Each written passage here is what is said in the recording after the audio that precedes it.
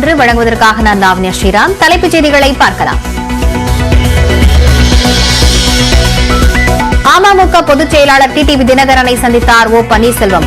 நல்ல சந்திப்பாக இருக்கும் என ஓபிஎஸ் நம்பிக்கை.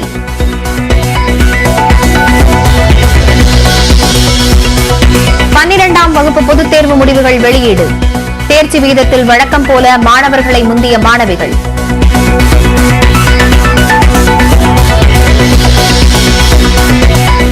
பிளஸ் 2 பொதுத் தேர்வில் 94.03 விழுக்காடு மாணவர்கள் தேர்ச்சி. விருதுநகர் முதலிடத்தையும் ராணிப்பேட்டை கடைசி இடத்தையும் பிடித்தன.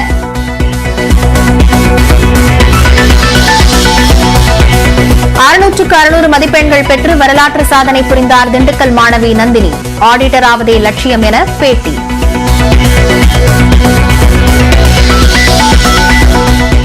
கணித பாடத்தில் சென்டம் எண்ணிக்கை சரிந்ததன் எதிரொலி. பொறியியல் படிப்புக்கான கட் ஆஃப் மதிப்பெண் குறைகிறது.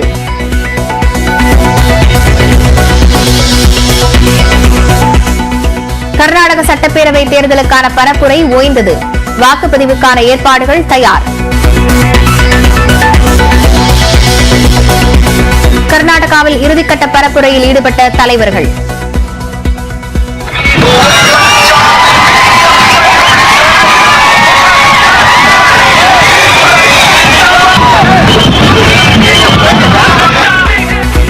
பேருந்தில் பயணம் செய்து வாக்கு சேகரித்தார் ராகுல் காந்தி.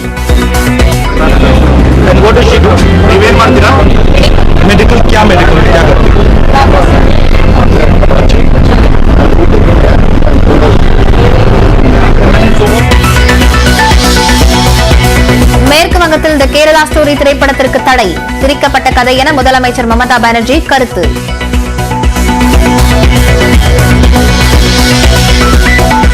தமிழ்நாடு அமைதியான மாநிலம் என உச்சநீதிமன்றம் கருத்து. வழக்கை தள்ளுபடி செய்ய கோரிய யூடியூபர் மனிஷ் காஷ்யப் மனு தள்ளுபடி.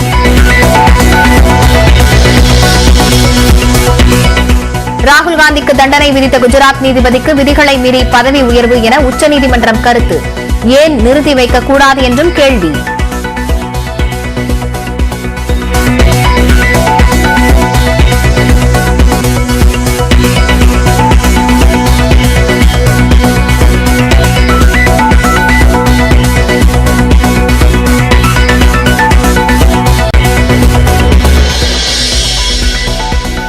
மலப்புரம் படகு விபத்தில் 22 பேர் உயிரிழந்த சம்பவம். தலைமறைவாக இருந்த படகு உரிமையாளர் கைது.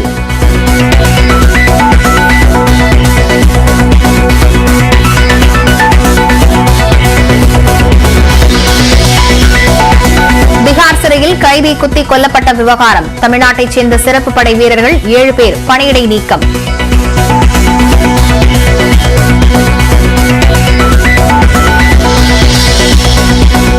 வங்கக்கடலில் உருவானது குறைந்த காற்றழுத்த தாழ்வு நிலை. புயலாக உருமாறி வங்கதேசம் மியான்மர் கடற்கரை நோக்கிச் செல்லும் என கணிப்பு.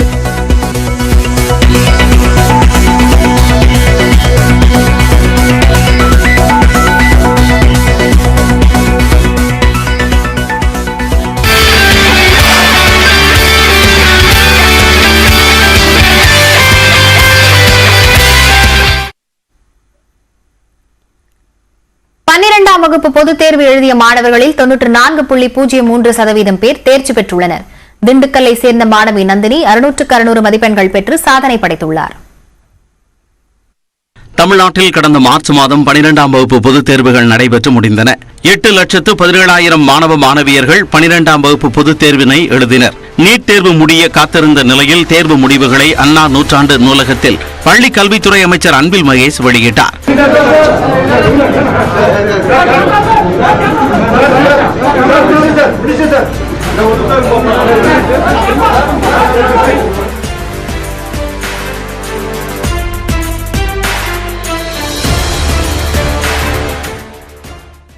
சென்னை அடையாறில் உள்ள இல்லத்தில் டிடிவி தினகரனை முன்னாள் முதலமைச்சர் ஓ பன்னீர்செல்வம் மற்றும் முன்னாள் அமைச்சர் பண்ருட்டி ராமச்சந்திரன் ஆகியோர் சந்தித்து பேசியுள்ளனர்.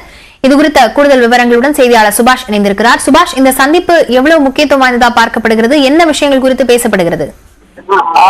அரசியலில் மிக முக்கியமான ஒரு சந்திப்பாகத்தான் இந்த சந்திப்பு பார்க்க வேண்டியிருக்கிறது. தமிழக அரசியலில் மிகவும் ஒரு முக்கியமான ஒரு சந்திப்பாக இந்த சந்திப்பு பார்க்கப்படுகிறது. ஏனென்றால் டிடிவி தினகரன் மற்றும் சசிகலாவை எதிர்த்துதான் 2017 பிப்ரவரி மாதத்தில் சந்திப்பத்தை தொடங்கினார் ஓ பன்னீர்செல்வம்.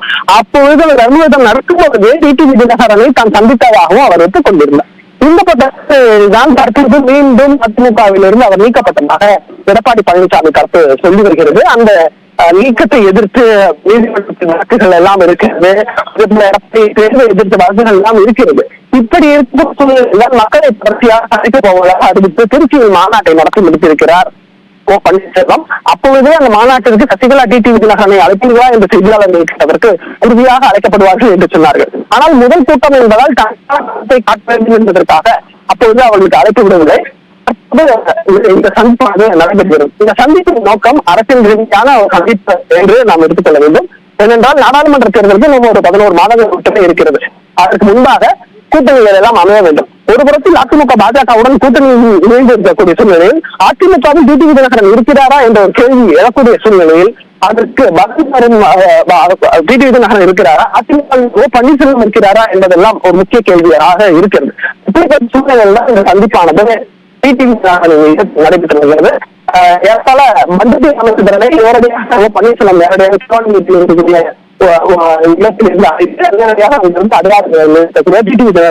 வந்திருக்கிறார். இந்த சந்திப்பு அடுத்த ஒரு அரை மணி நேரம் செல்லக்கூடும் என்று எதிர்பார்க்கப்படுகிறது.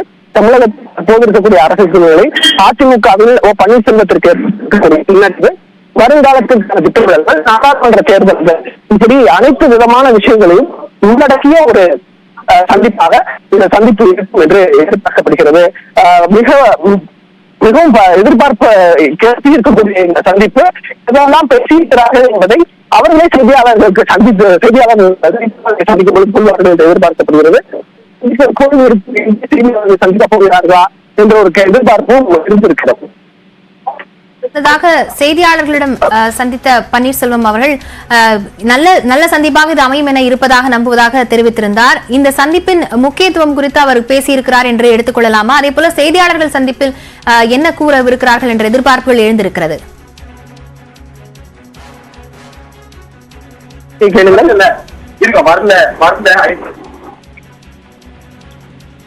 சுபாஷ் பிரபு, முன்னதாக செய்தியாளர்களிடம் பேசிய பன்னீர்செல்வம் இது நல்ல சந்திப்பாக அமையும் என எதிர்பார்ப்பதாக கூறியிருக்கிறார். என்ன மாதிரி விஷயங்கள் குறித்து அவர்கள் செய்தியாளர்களிடம் தெரிவிக்க வாய்ப்பு இருப்பதாக பேசப்படுகிறது? முக்கியமாக இந்த சந்திப்பின் நோக்கம் என்ன?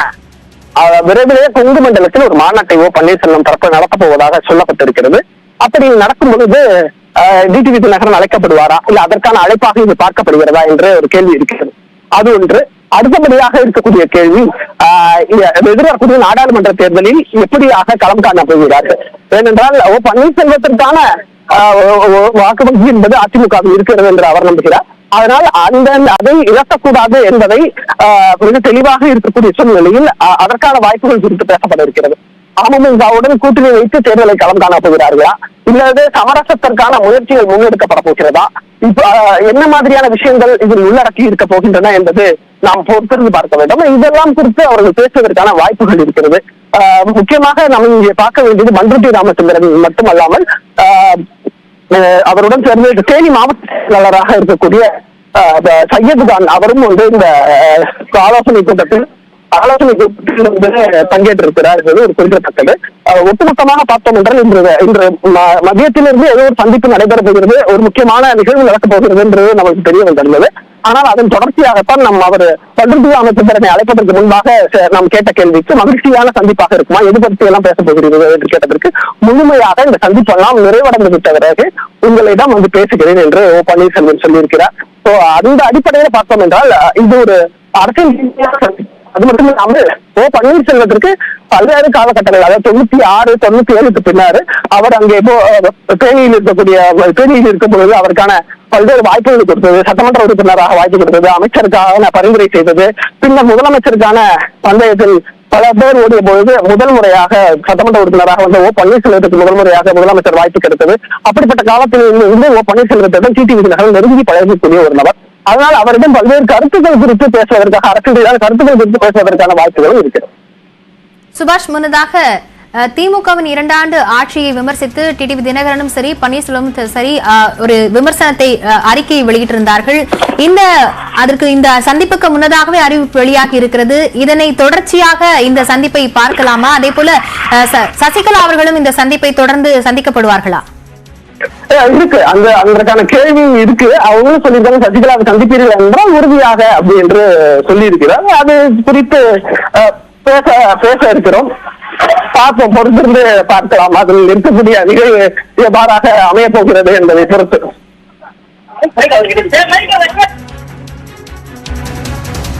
முன்னாள் முதலமைச்சர் ஓ பன்னீர்செல்வம் அமமுக பொதுச் செயலாளர் டிடிவி தினகரனை சந்தித்து பேசி வருகிறார். அந்த நேரடி காட்சிகளை பார்த்துக் கொண்டிருக்கிறோம். ஓ பன்னீர்செல்வத்துடன் பண்ருட்டி ராமச்சந்திரனும் உடன் இருக்கிறார். இந்த சந்திப்பு இன்னும் அரை மணி நேரம் செல்லும் என செய்தியாளர் சுபாஷ் பிரபு தெரிவித்திருந்தார். ஓ பன்னீர்செல்வத்துடன் பண்ருட்டி ராமச்சந்திரன் மற்றும் டிடிவி தினகரனை சந்தித்திருக்கிறார்கள். அடையாறில் உள்ள டிடிவி தினகரனின் இல்லத்தில் இந்த சந்திப்பானது நடைபெற்று வருகிறது. இந்த சந்திப்பு மகிழ்ச்சியான ஒரு சந்திப்பாக, நல்ல ஒரு சந்திப்பாக இருக்கும் என பன்னீர்செல்வமும் பண்ருட்டி ராமச்சந்திரனும் செய்தியாளர்களிடம் முன்னதாக தெரிவித்திருந்தனர். எடப்பாடி பழனிசாமி ஓ பன்னீர்செல்வத்தை கட்சியிலிருந்து நீக்குவதாக அறிவிக்கப்பட்டதை தொடர்ந்து தற்போது இந்த சந்திப்பு மிகவும் முக்கியத்துவம் வாய்ந்ததாகவே அரசியல் வட்டாரங்களில் பார்க்கப்படுகிறது. அடையாறில் உள்ள டிடிவி தினகரனின் இல்லத்தில் டிடிவி தினகரன் ஓ பன்னீர்செல்வம் ஆகியோரின் இந்த சந்திப்பு முக்கியத்துவம் வாய்ந்ததாகவே பார்க்கப்படுகிறது.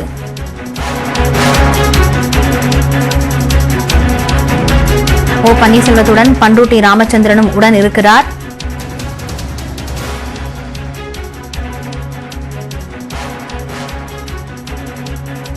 முன்னதாக திருச்சியில் நடைபெற்ற மாநாட்டுக்கே டிடிவி தினகரன் அழைக்கப்படுவாரா என்ற கேள்விக்கு அழைக்கப்படலாம் என்று கூறியிருந்த நிலையில் தற்போது டிடிவி தினகரனை ஓ பன்னீர்செல்வம் சென்று சந்தித்திருக்கிறார். இந்த ஆலோசனை முக்கியம் வாய்ந்ததாக பார்க்கப்படுகிறது. இதுகுறித்த மேல் விவரங்களுடன் செய்தியாளர் சுபாஷ் இணைந்திருக்கிறார். சுபாஷ், ஒரு முக்கியமான ஒரு சந்திப்பாகவே அரசியல் வட்டாரத்தில் பார்க்கப்படுகிறது. குறிப்பா அமமுக தரப்பிலிருந்து யார் உடன் இருக்கிறார்கள்? அதே போல இவர்கள் ஓபிஎஸ் தரப்பிலிருந்து வேறு யாரெல்லாம் உடன் இருக்கிறார்கள்? இப்பொழுது இந்த சந்திப்பானது 3 பேர் மட்டும்தான் உள்ளே இருக்கிறாங்க. பண்ருட்டி ராமச்சந்திரன், டிடிவி தினகரன், ஓ பன்னீர்செல்வம். இந்த 3 பேர் மட்டும்தான். அது ஒரு ரொம்ப ஒரு நீண்ட நாள் கழித்து சந்திப்பாக அந்த சந்திப்பானது பார்க்கப்படுகிறது. அதன் அடிப்படையில் இந்த சந்திப்பு தற்போது நடைபெற்று வருகிறது. தொடர்ச்சியாக பல்வேறு விஷயங்கள் பேசப்பட இருக்கிறது. நான் முன்பே சொல்லியது போல அரசியல் ரீதியான சந்திப்புகள், தற்போது இருக்கக்கூடிய நிலை, நீதிமன்றத்தில் இருக்கக்கூடிய வழக்குகள், ஓ பன்னீர்செல்வம் வந்து அதிமுகவில் வைக்கக்கூடிய குற்றச்சாட்டு என்னவாக இருக்கிறது என்றால் இவர் கட்சிக்கு மீறி செயல்படுகிறார், கட்சிக்கு விரோதமாக செயல்படுகிறார் என்பதுதான் ஓ பன்னீர்செல்வம் மீது எடப்பாடி பழனிசாமி தலைமையிலான அதிமுகவில் அந்த குற்றச்சாட்டாக முன்வைத்து வருகிறார்கள். அப்படி இருக்கக்கூடிய சூழ்நிலையில் டிடிவி தினகரனான அந்த சந்திப்பு உரிய காலத்தில் நடக்கிறதா? ஏனென்றால் இதற்கு பின்னராக ஒரு வலுவான அரசியல் மாற்றம் நடக்குமா என்ற ஒரு எதிர்பார்ப்பு இருக்கிறது. ஏனென்றால் இன்னும் கூட்டணிகள் ஒரு வடிவம் தர வேண்டிய கட்டாயத்தில் இருக்கிறது. அதிமுக பார்த்த கட்டத்தில் உறுதியாக இருக்கிறது என்றாலும்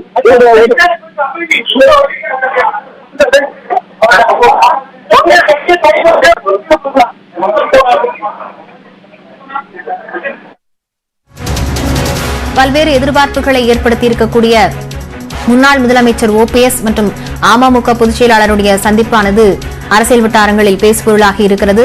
ஓ பன்னீர்செல்வத்துடன் பண்ருட்டி ராமச்சந்திரன் உடன் இருக்கிறார். இந்த சந்திப்பு மிகவும் முக்கியத்துவம் வாய்ந்ததாகவே பார்க்கப்படுகிறது.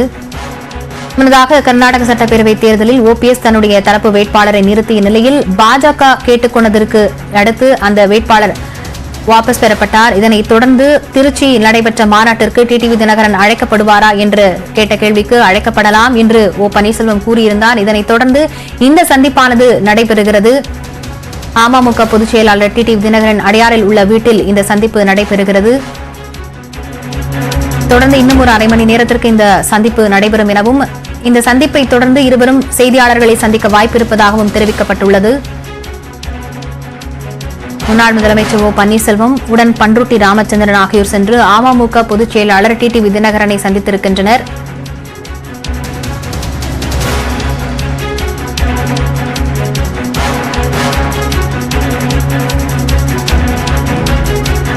முன்னாள் முதலமைச்சர் ஜெயலலிதாவின் மரணத்தை தொடர்ந்து ஓ பன்னீர்செல்வம் டிடிவி தினகரன், சசிகலா ஆகியோருக்கு எதிராக தர்ம யுத்தத்தை தொடங்கினார். அதனைத் தொடர்ந்து பல்வேறு அரசியல் மாற்றங்கள் ஏற்பட்டிருக்கக்கூடிய நிலையில் தற்போது அதிமுகவிலிருந்து ஓ பன்னீர்செல்வம் நீக்கப்படுவதாக எடப்பாடி பழனிசாமி அறிவித்திருக்கக்கூடிய நிலையில் இந்த சந்திப்பானது மிகவும் முக்கியத்துவம் வாய்ந்த ஒரு சந்திப்பாகவே பார்க்கப்படுகிறது.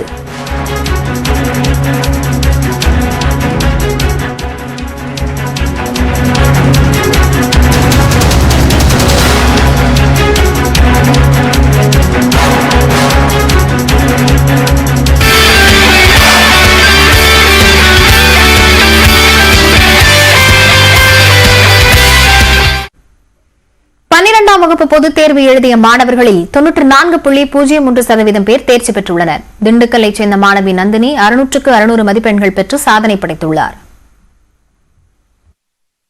தமிழ்நாட்டில் கடந்த மார்ச் மாதம் 12ஆம் வகுப்பு பொதுத் தேர்வுகள் நடைபெற்று முடிந்தன. 8,17,000 மாணவ மாணவியர்கள் 12ஆம் வகுப்பு பொதுத் தேர்வினை எழுதினர். நீட் தேர்வு முடிய காத்திருந்த நிலையில் தேர்வு முடிவுகளை அண்ணா நூற்றாண்டு நூலகத்தில் பள்ளி கல்வித்துறை அமைச்சர் அன்பில் மகேஷ் வெளியிட்டார்.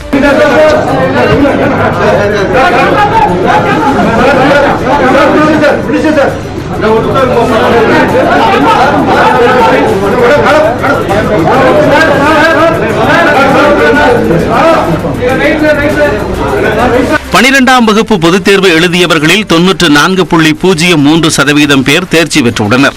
இதில் மாணவிகளில் 96.38% பேரும் மாணவர்களில் 91.45% பேரும் தேர்ச்சி பெற்றுள்ளனர். மாணவர்களை விட மாணவிகள் 4.93% அதிகம் தேர்ச்சியடைந்துள்ளனர். கடந்த ஆண்டை ஒப்பிடுகையில் இந்த ஆண்டு தேர்ச்சி விகிதம் அதிகரித்துள்ளது.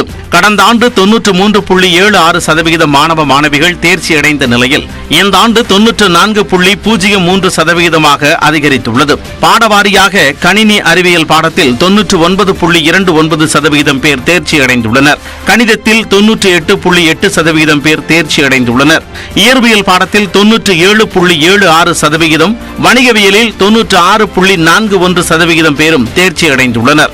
அரசு பள்ளிகளில் 89.8% பேரும், அரசு உதவி பெறும் பள்ளிகளில் 95.99% பேரும் தேர்ச்சி பெற்றுள்ளனர். தமிழ்நாட்டில் இதுவரை +2 தேர்வுகளில் இல்லாத ஒரு வரலாற்று சாதனையை திண்டுக்கல் மாவட்ட மாணவி நந்தினி படைத்துள்ளார்.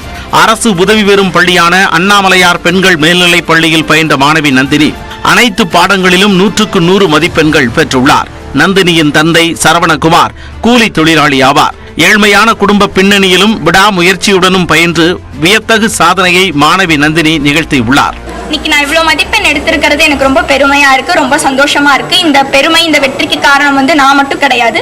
எங்க பள்ளி, எங்க பெற்றோர்கள், எனக்கு உதவி செஞ்ச எல்லாரும், எங்க வீட்டுல இருக்க எல்லாரும், இந்த பள்ளி எனக்கு அளித்த ஊக்கம், என் மேல வச்சிருந்த நம்பிக்கை, அத்தனை பேரோட நம்பிக்கை தான் இப்ப நான் இந்த இடத்துல நிக்கிறதுக்கு காரணமா இருந்திருக்கு. எல்லாருக்கும் நான் நன்றி சொல்லிக்க விரும்புறேன்.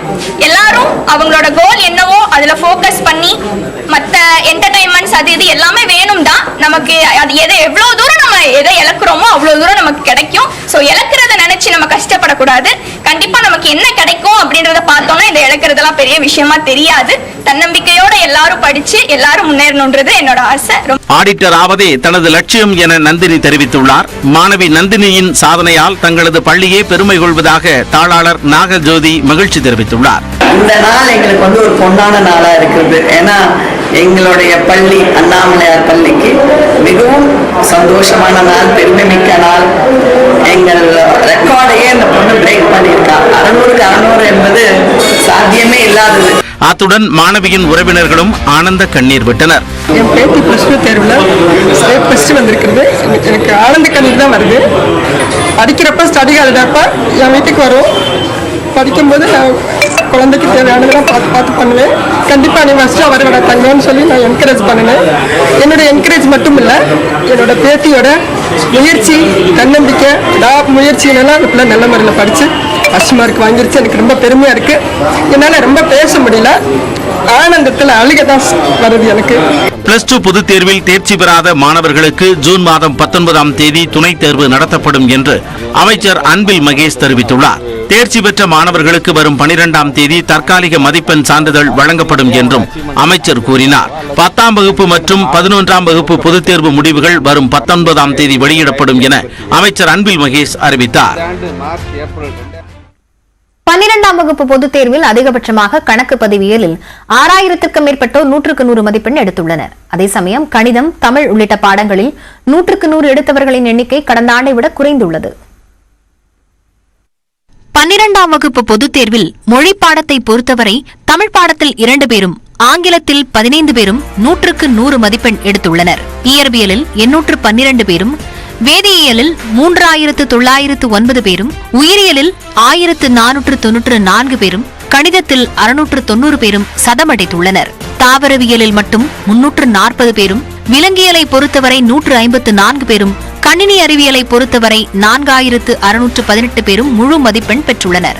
இதேபோல் வணிகவியல் பாடத்தில் 5678 பேரும், கணக்கு பதிவியலில் 6573 பேரும், பொருளியலில் 1760 பேரும் சதமடித்துள்ள நிலையில் 4051 பேர் கணினி பயன்பாடு பாடத்திலும் 1334 பேர் வணிக கணித பாடத்திலும் 100க்கு 100 மதிப்பெண் பெற்றுள்ளனர்.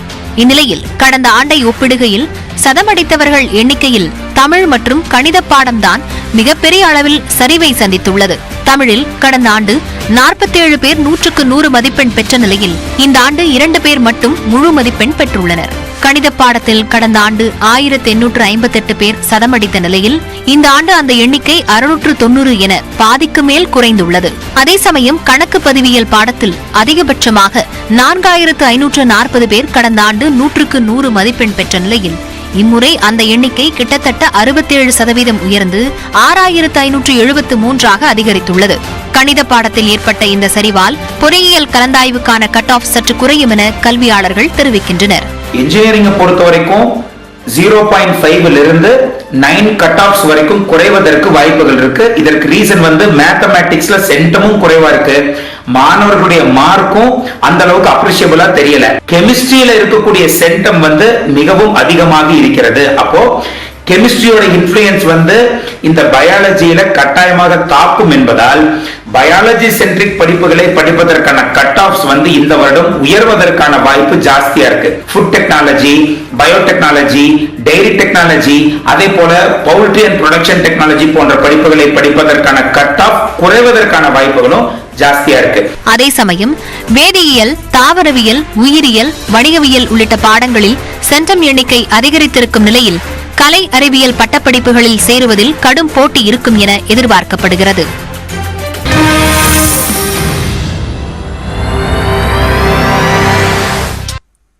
கர்நாடக சட்டப்பேரவை தேர்தலுக்கான பரப்புரை மாலையுடன் ஓய்ந்தது. புதன்கிழமை நடைபெறவிருக்கும் வாக்குப்பதிவுக்கான அனைத்து ஏற்பாடுகளும் தயார் நிலையில் உள்ளன.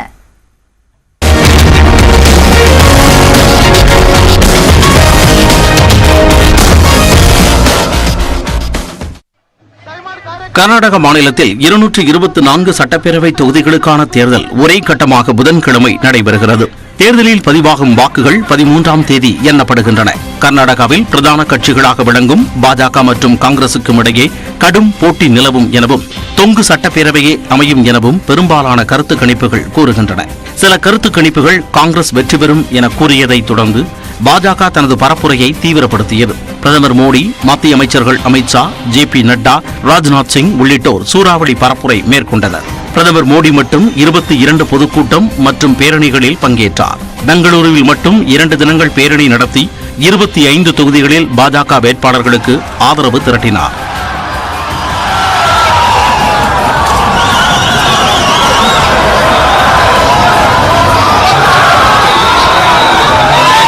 காங்கிரஸ் தன் மீது 91 முறை தனிமனித தாக்குதலை நடத்தியதாக குறிப்பிட்ட மோடி அக்கட்சியின் தேர்தல் அறிக்கைக்கு பின்னர் பஜ்ரங் தள் அமைப்பை ஆதரித்து முழக்கமிட்டார்.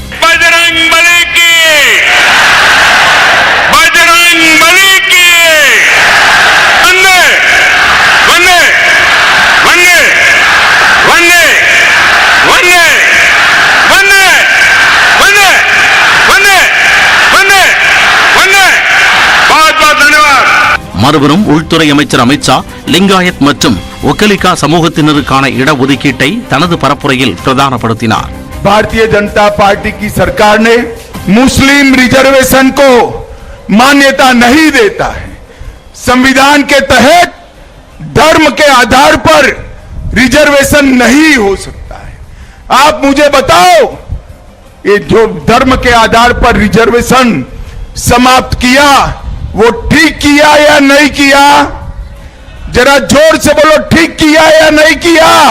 கர்நாடகத்தில் மீண்டும் அரியணை ஏறும் முனைப்பில் உள்ள காங்கிரஸ் பொம்மை அரசின் ஊழலையும் தனது ஜனரஞ்சகமான தேர்தல் வாக்குறுதிகளையும் பிரதானப்படுத்தி பரப்புரை மேற்கொண்டது. மல்லிகார்ஜுன கார்கே, சித்தராமையா, DK சிவக்குமார், ஜெகதீஷ் ஷெட்டர் உள்ளிட்ட மாநில தலைவர்களை தாண்டி சோனியா காந்தி, ராகுல் காந்தி, பிரியங்கா காந்தி போன்ற தேசிய தலைவர்கள் தீவிர வாக்கு சேகரிப்பில் ஈடுபட்டனர்.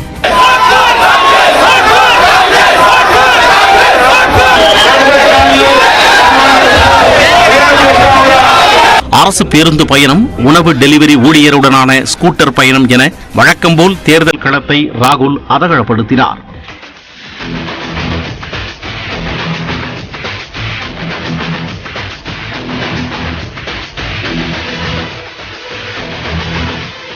KS அழகிரி, அண்ணாமலை, திருமாவளவன் உள்ளிட்ட தமிழ்நாட்டைச் சேர்ந்த தலைவர்களும் கர்நாடக தேர்தல் களத்தில் வாக்கு சேகரித்தனர். தொடக்கத்தில் சூறாவளியாக சுடர்நடித்த மதசார்பற்ற ஜனதா தளம் இறுதி கட்டத்தில் சிறிது சுணக்கம் காட்டியது. அக்கட்சியின் தலைவர்களான தேவகவுடாவுக்கும் குமாரசாமிக்கும் அடுத்தடுத்து ஏற்பட்ட உடல்நிலை குறைபாடே இதற்கு காரணம். பாஜக, காங்கிரஸ் என இரு கட்சிகளுடனும் சம அளவிலான எதிர்ப்பை காட்டி வரும் JDS விவசாயிகள் பிரச்சினை, வறுமை, பணவீக்கம் உள்ளிட்ட பிரச்சினைகளில் கவனம் செலுத்தி பரப்புரை மேற்கொண்டது. 22 பேரை பலி கொண்ட கேரள படகு விபத்து தொடர்பாக படகு உரிமையாளர் நாசர் என்பவர் கைது செய்யப்பட்டிருக்கிறார்.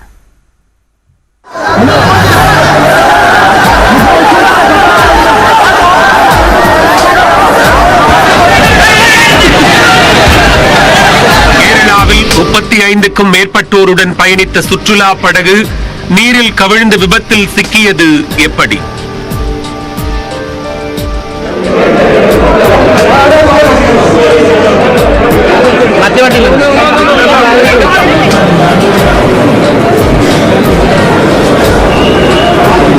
கேரள மாநிலம் தனூர் பகுதியில் நடைபெற்ற சுப நிகழ்ச்சியில் பங்கேற்ற உறுப்பினர்கள் 35க்கும் மேற்பட்டோர் நேற்று மாலை 6 மணி அளவில் புறப்புழா ஆறு அரபிக் கடலுடன் கலக்கும் காட்சியை காண 2 அடுக்கு சுற்றுலா படகில் பயணித்துள்ளனர்.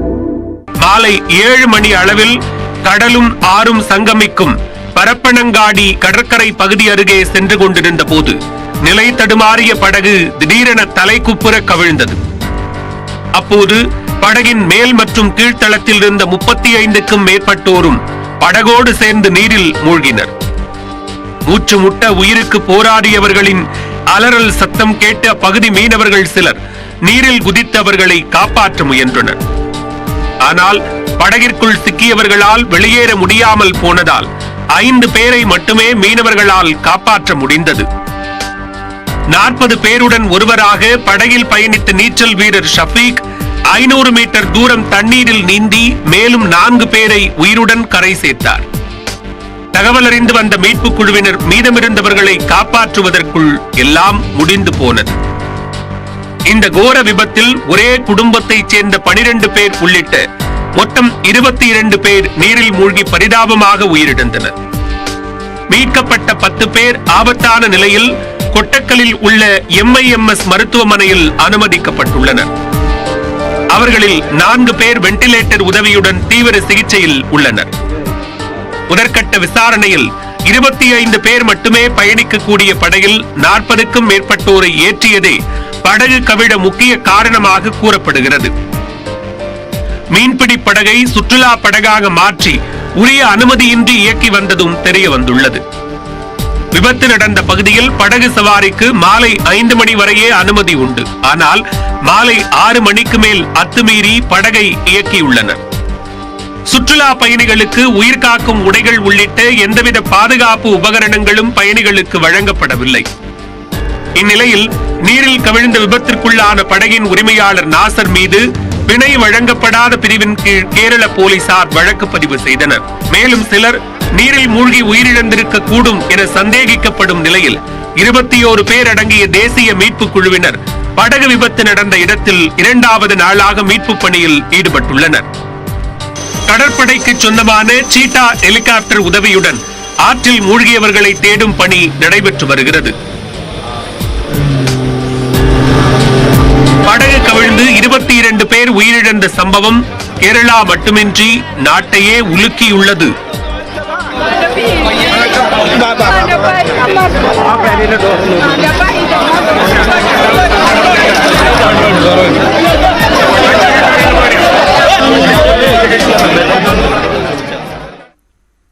படகு கவிழ்ந்த விபத்தில் தலைமறைவாக இருந்த படகின் உரிமையாளர் நாசர் கைது செய்யப்பட்டார். விபத்து தொடர்பாக நாசர் மீது காவல்துறையினர் வழக்கு பதிவு செய்து விசாரணை நடத்தி வந்த நிலையில் கோழிக்கோடு பகுதியில் பதுங்கியிருந்த அவரை கைது செய்தனர். படகு விபத்தில் உயிரிழந்தவர்களின் குடும்பத்தினருக்கு தலா 10 லட்சம் ரூபாய் இழப்பீடு வழங்கப்படும் என முதலமைச்சர் பினராயி விஜயன் அறிவித்துள்ளார். மாத சம்பளதாரர்கள் ஊதிய உயர்வு பெற்றால் எப்படி திட்டமிட வேண்டும்? இன்றைய நாணயம் பகுதியில் அறிந்து கொள்ளலாம்.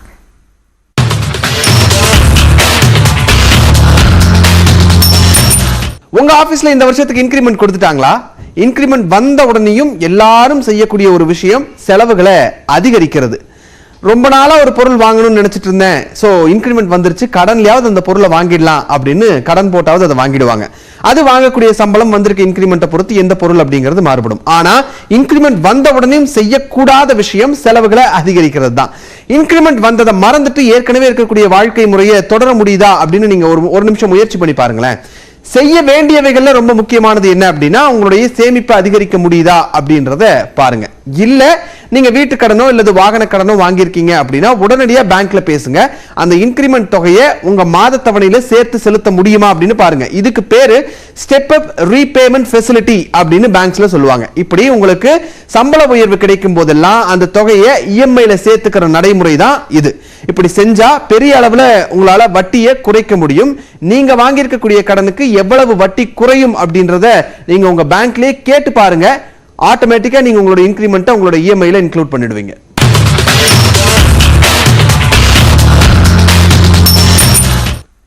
செய்திகளை தொடர்ந்து பார்க்கலாம் இடைவேளைக்கு பிறகு.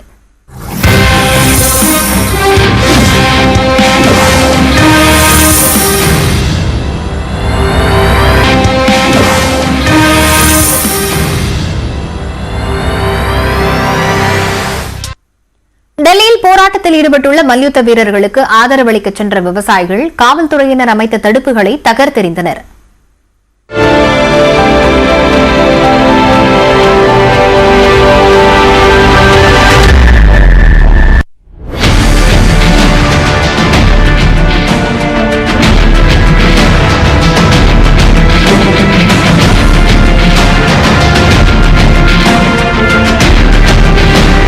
டெல்லி ஜந்தர் மந்திரில் மல்யுத்த வீரர் வீராங்கனைகளின் போராட்டம் 2வது வாரத்தையும் கடந்து தொடர்ந்து வருகிறது. பாலியல் புகாருக்கு உள்ளான இந்திய மல்யுத்த சம்மேளனத்தின் தலைவரும் பாஜக எம்பியுமான பிரிஜ் பூஷனை பதவி நீக்கம் செய்து கைது செய்யும் வரை போராட்டம் தொடரும் என்று போராட்டக்காரர்கள் அறிவித்துள்ளனர்.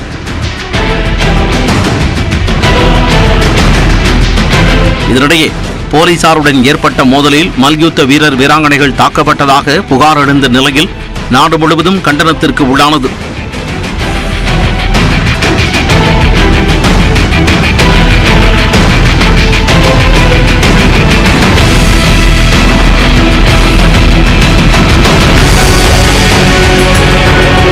இந்நிலையில் இரவு பகலாக போராட்டம் நடத்தி வரும் வீரர்களுக்கு ஆதரவாக நாடு முழுவதும் உள்ள சம்யுக்த் கிசான் மோர்ச்சா விவசாய சங்கங்கள் களத்தில் குதித்துள்ளன. விவசாய சட்டங்களுக்கு எதிராக போராட்டம் நடத்தி வெற்றி கண்ட இந்த கூட்டமைப்பின் போராட்ட அறிவிப்பால் டெல்லியின் எல்லை பகுதிகள் மற்றும் ஜந்தர் மந்தரில் பாதுகாப்பு தீவிரப்படுத்தப்பட்டுள்ளது. மேலும் மல்யுத்த வீரர் வீராங்கனைகளுக்கு நேரில் ஆதரவளிக்க ஹரியானா, பஞ்சாப், உத்தரப்பிரதேசம் உட்பட பல்வேறு பகுதிகளில் இருந்தும் விவசாயிகள் அணி அணியாக திரண்டு டெல்லிக்கு படையெடுத்தனர்.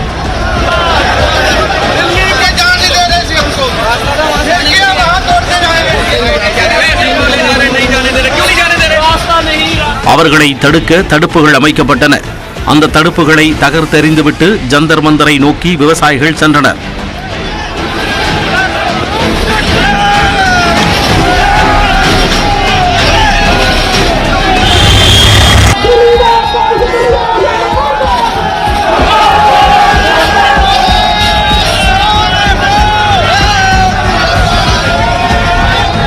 போராட்டத்தில் ஈடுபட்டுள்ள மல்யுத்த வீரர்களுடன் ஆயிரக்கணக்கான விவசாயிகளும் இணைந்துள்ள நிலையில் சட்டம் ஒழுங்கை பாதுகாக்க ஒத்துழைப்பு அளிக்குமாறு காவல்துறையினர் வலியுறுத்தியுள்ளனர்.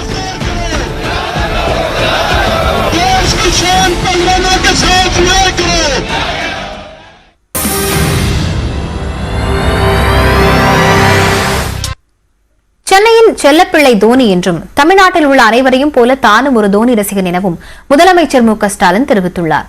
தமிழ்நாடு விளையாட்டுத்துறை சார்பில் முதலமைச்சர் கோப்பைக்கான லட்சினை மற்றும் சின்னம் வெளியிடும் நிகழ்ச்சி சென்னை MRC நகரில் நடைபெற்றது.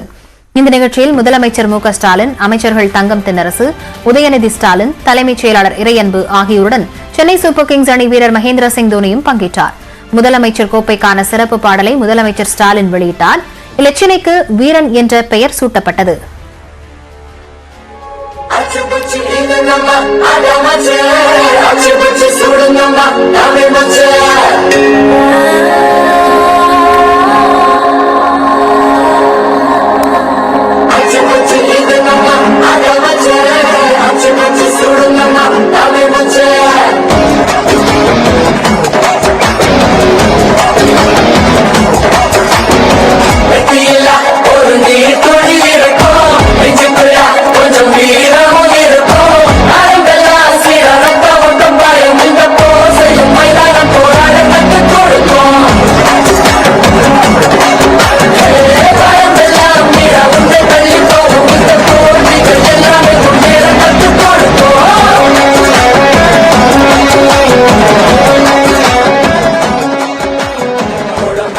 அதனைத் தொடர்ந்து தமிழ்நாடு சாம்பியன்ஸ் அறக்கட்டளையை தோனி தொடங்கி வைத்தார். இந்த அறக்கட்டளையின் விளம்பர தூதராக தோனி உள்ளார். இந்நிகழ்ச்சியில் பேசிய முதலமைச்சர் ஸ்டாலின் தமிழ்நாட்டில் பல தோனிகளை உருவாக்க வேண்டும் என்று கூறினார்.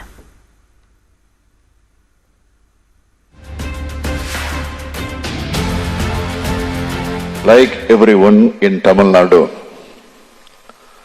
I am also a very big fan of MS Dhoni.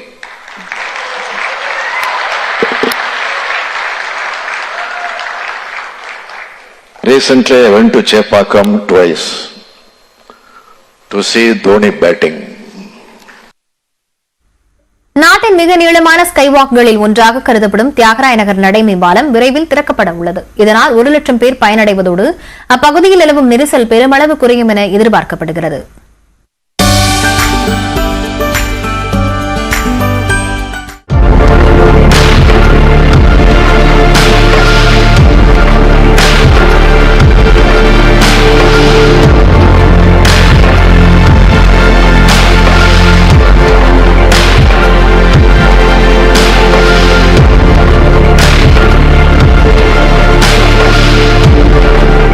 மிகப்பெரிய வர்த்தக பகுதி தியாகராய நகர்.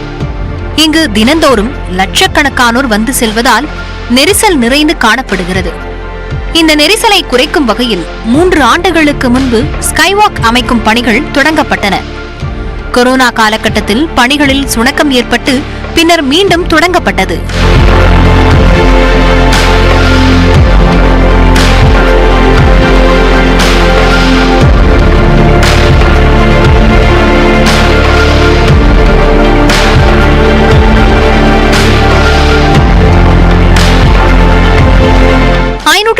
மீட்டர் நீளமும் 4.2 மீட்டர் அகலமும் கொண்ட இந்த நடைமேம்பாலம் நாட்டில் உள்ள நீளமான நடைமேம்பாலங்களில் ஒன்றாக கருதப்படுகிறது.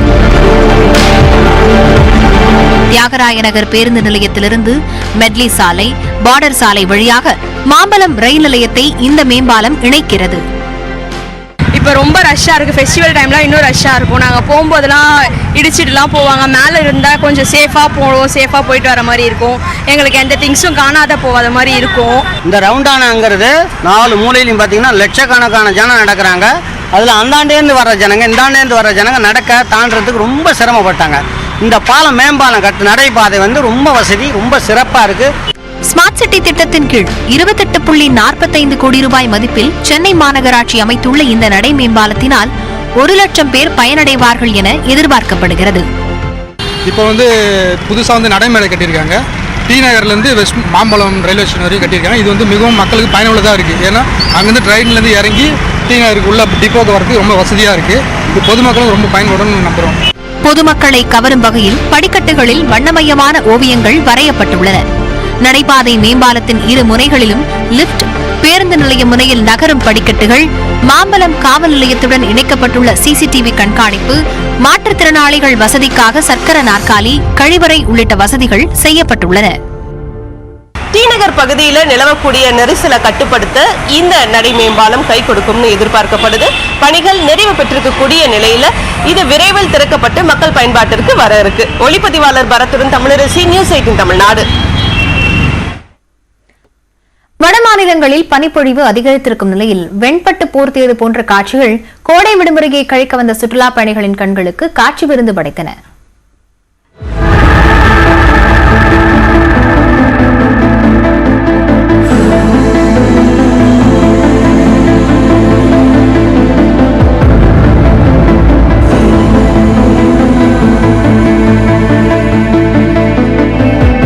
என்னதான் கோடை காலம் தொடங்கிவிட்டாலும் குளிர்காலத்துக்கு போக மனம் இல்லை போலும். அந்த அளவிற்கு வட மாநிலங்களில் பனிப்பொழிவு கொட்டி தீர்த்து வருகிறது.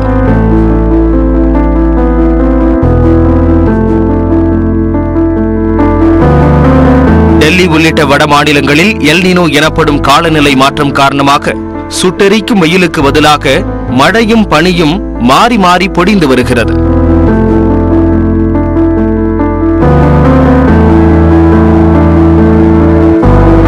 இமாச்சல பிரதேசத்தில் வழக்கத்துக்கு மாறாக மே மாதத்திலும் கடும் பனிப்பொழிவு நீடிப்பதால் இமயமலையும் அதன் அடிவாரமும் வெள்ளை பூச்சி பூசியது போன்று காட்சியளிக்கின்றன.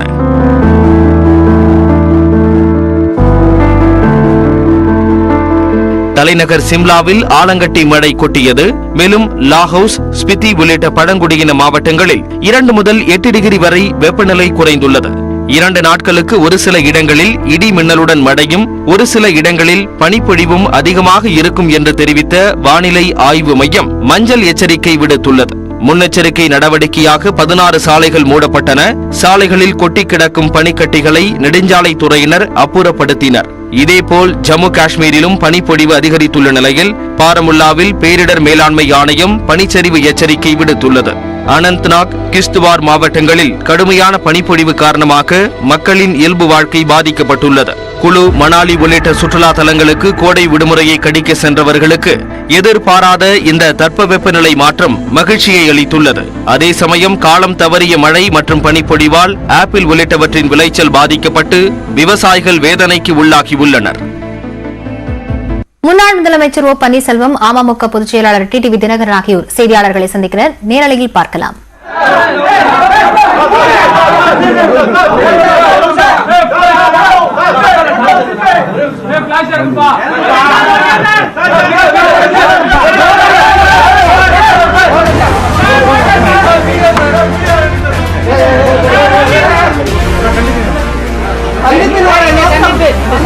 மரியாதை நிமித்தமான சந்திப்பா இல்ல அரசியல் ரீதியான சந்திப்பா சார்? சந்திப்பு நோக்கம்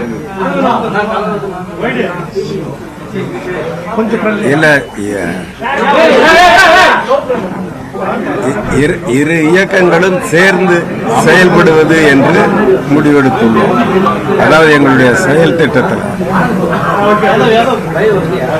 ஒரே லட்சியம்தான். புரட்சித் தலைவர் உருவாக்கி புரட்சித் தலைவி கட்டி காப்பாற்றிய இயக்கத்தை அதனுடைய அடிமட்ட தொண்டர்களிடம் ஒப்படைக்க வேண்டும் என்கின்ற அந்த லட்சியத்தோடு அருமை நண்பர் OPS அவர்களும் அருமை நண்பர் டிடிவி தினகரன் அவர்களும் தனித்தனியே செயல்பட்டார்கள். அதே லட்சியத்தை அடைய சேர்ந்து செயல்படுவது என்று இன்றைக்கு முடிவெடுத்திருக்கின்றோம். அதாவது ஒரு ஒர்க்கிங் அரேஞ்ச்மெண்ட். இப்போ எப்படி இடது கம்யூனிஸ்ட் கட்சி, வலது கம்யூனிஸ்ட் கட்சி 2 சேர்ந்து செயல்படுகிறார்களோ அதை போல செயல்படும். அம்மா மக்கள் முன்னேற்ற கழகம்னு ஒரு தனியா ஒரு கட்சி தொடங்கி 5 ஆண்டுகள் தொடர்ந்து பயணிச்சுட்டு வராரு.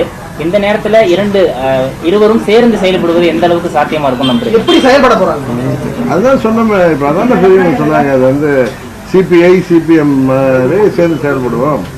அதாவது எங்களுடைய லட்சியம் வந்து எனக்கும் அவருக்கும் சுயநலம் அப்படிங்கிற எண்ணம்லாம் கிடையாது.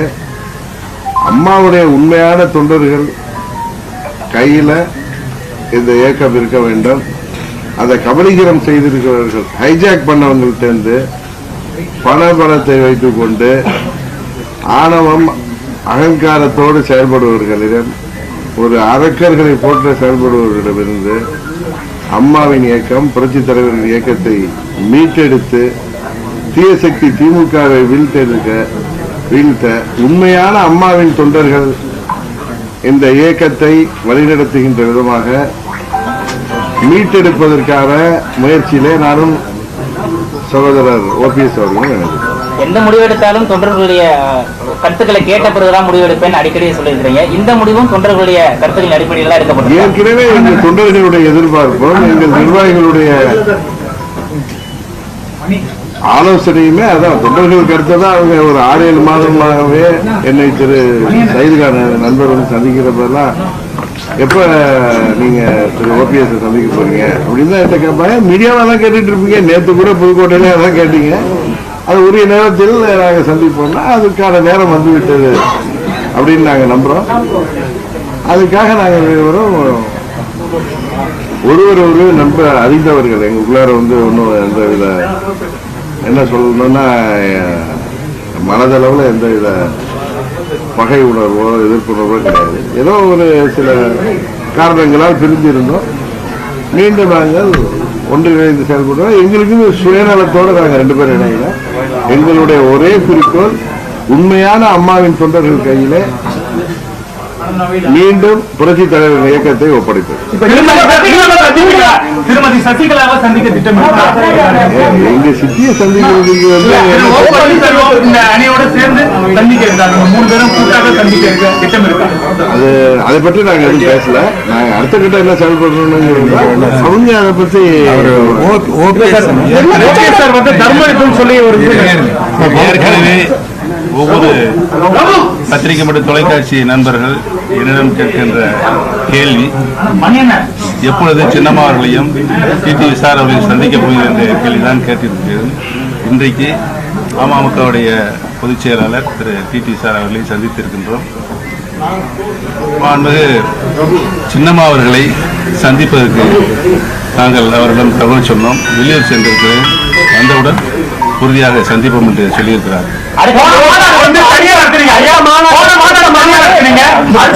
மாநாடு 2 கட்சிகளும் சேர்ந்து நடத்துவதற்கான திட்டம் ஏதாவது இருக்கா? உங்களுடைய சிந்தனை செயல், உங்களுடைய நல்ல நோக்கம் நிறைவேறும். இப்போ நீங்க அழைப்பு விட 2 பேரும் சேர்ந்து இந்த இயக்கத்துக்கு அழைப்பு விட்டுருக்கீங்க. எல்லாருமே ஒன்று சேர்வதற்கு வாய்ப்பு இருக்கு. ஏற்கனவே நான் ஒவ்வொரு செய்தியாளர்கள் கூட்டத்திலும் சொல்லியிருக்கிறேன். இதேதான் டாக்டர் புரட்சி தலைவர் எந்த நோக்கத்திற்காக இந்த இயக்கத்தை உருவாக்கினார்களோ, மாண்புமிகு அம்மாவில் இந்த இயக்கத்தை யாராலும் வெல்ல முடியாத இயக்கமாக, மிகப்பெரிய மாபெரும் இயக்கமாக உருவாக்கினார்களோ அந்த நோக்கம் நிறைவேறிற்கு அனைத்து அடிப்படை தொண்டர்களும் இணைய வேண்டும். அதுதான் தமிழக மக்களுடைய விருப்பமாக இன்றைக்கு இருக்கிறது. அந்த நோக்கத்தை நோக்கிதான் இன்றைக்கு நாங்கள் முதல் கட்டமாக சந்திப்பு நடந்திருக்கிறது. இன்னும் ஒவ்வொரு சந்திப்பும் தொண்டர்களை இணைத்து அனைத்து இந்திய அண்ணா முன்னேற்ற கழகத்தின் புதுப்பொழிவோடு புரட்சித் தலைவர் மாண்புமிகு அம்மா அவர்கள் காலத்தில் எப்படி இருந்ததோ அந்த நிலைக்கு கொண்டு வந்து நிலைநிறுத்துவோம் என்பதை தெரிவித்தார். தொண்டர்கள் விருப்பமாக தான் இருந்தது. திருச்சி மாநாட்டின் மூலமாக எங்களுக்கு தொண்டர்கள் உணர்த்தியதே நீங்கள் அனைவரும் ஒன்று சேர்ந்து இயக்கத்தை வழிநடத்த வேண்டும் என்றுதான் இருந்தது. எல்லா கூட்டத்திலையும் எல்லா செய்தியாளர் சந்திப்பிலையும் ஒரு சிலரை தவிர மற்ற யார் வந்தாலும் நாங்கள் சேர்த்துக்கொள்ள தயாராக இருக்கிறோம்னு எடப்பாடி பழனிசாமி தொடர்ச்சியா சொல்லி அவருடைய சுயநலம். அது அவருடைய சுயநலம். எங்களுடைய நோக்கம் அனைத்து தொண்டர்களையும் இணைத்து அனைத்து இந்திய அண்ணா முன்னேற்றத்தை புரட்சித் தலைவர் எம்ஜிஆர் புரட்சித் தலைவர் மாண்புமிகு அம்மா அவர்கள் காட்டிய வழியில் அறவழியில் சட்டத்திட்டங்களுக்கு உட்பட்டு அவர் 50 ஆண்டு காலம் இந்த சட்டத்தை கழக சட்டத்தை மதித்துத்தான் கழகத்தை வழிநடத்தினார்கள். அந்த அடிப்படையில் நாங்கள் இன்றைக்கு ஒரு நல்ல முயற்சியை முன்னெடுத்து சந்தித்து பேசிக் கொண்டிருக்கிறோம். அதிமுகவில் இந்த ஒற்றை தலைமை பிரச்சனை கடந்த ஆண்டு ஜூன் மாசத்துல இருந்தே இருந்துட்டு இருக்கு. எல்லாமே முடிஞ்சு வழக்கெல்லாம் முடிஞ்சு பொதுச் செயலாளர் பொறுப்பை திரு எடப்பாடி பழனிசாமி ஏற்றதுக்கு அப்புறம் கடைசி கட்ட ஒரு ஆயுதமா தான் இந்த சந்திப்பு நடக்குது. எல்லாருமே ஒண்ணு சேரனா முன்னாடியே இந்த சந்திப்பு வழக்கு முடியலைங்க சார். வழக்கு முடியல. முன்கூட்டியே இந்த சந்திப்பு நடந்திருக்கலாமே. வழக்கு முடியல. அதுக்கு நேரங்கால வரணும். இப்ப நேரங்கால வந்திருக்கிறது, சந்தித்திருக்கின்றோம். சார், நீங்க முதலமைச்சர் பதவியிலிருந்து இறங்கும்போது நெருக்கடி கொடுத்தாரு டிடிவி தினகரன் ஒரு குற்றச்சாட்டு வச்சிருக்கீங்க. அழுத்தம் கொடுத்திருந்தாரு. இப்ப அந்த அழுத்தம் குற்றச்சாட்டு அந்த காலங்களில் மறங்க தர்மயுத்த தப்ப நீங்க சொன்னது வீடுகளேதான் அவர் பதில் சொல்லியிருக்காரு. என்ன சின்னமா தான் முதலமைச்சர் ஆக்குனாங்கன்னு சொல்லியிருக்காரு. அதுலயே எல்லாம் முடிஞ்சு சும்மா தேவையில்லை.